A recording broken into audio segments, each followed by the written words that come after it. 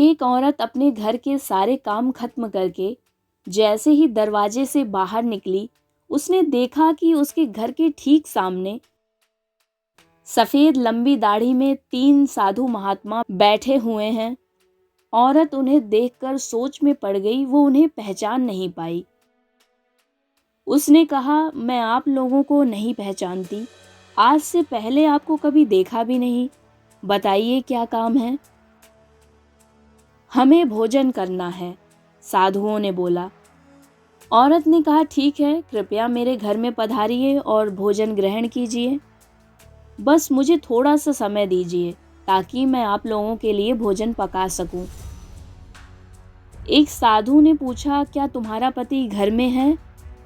औरत ने जवाब में कहा कि नहीं, वो कुछ देर के लिए बाहर गए हैं।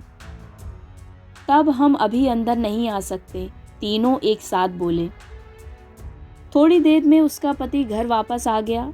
औरत ने अपने पति को साधु वाली बात बताई और जैसे ही उसे साधुओं के बारे में पता चला तो उसने तुरंत अपनी पत्नी से उन्हें फिर से आमंत्रित करने के लिए कहा।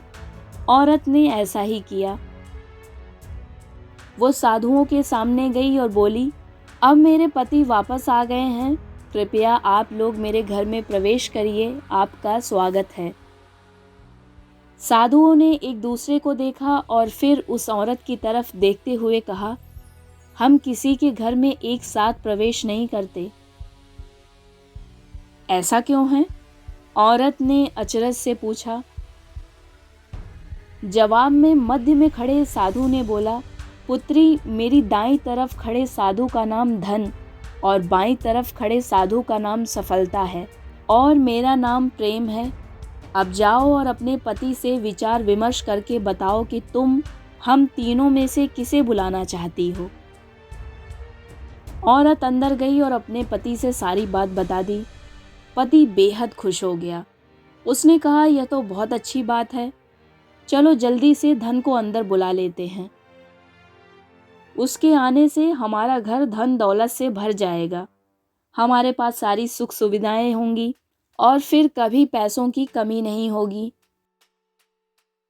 औरत बोली, क्यों ना हम सफलता को बुला लें, उसके आने से हम जो भी काम करेंगे उसमें हमें सफलता ज़रूर मिलेगी और हम देखते देखते धन दौलत के मालिक भी बन जाएंगे।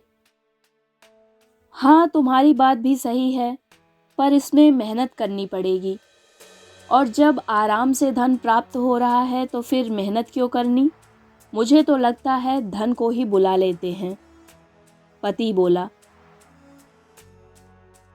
थोड़ी देर उनकी बहस चलती रही पर वो किसी नतीजे पर नहीं पहुंच पाए और अंत में दोनों ने निश्चय किया कि वह साधुओं से कहेंगे कि धन और सफलता में जो भी अंदर आना चाहे आ जाए।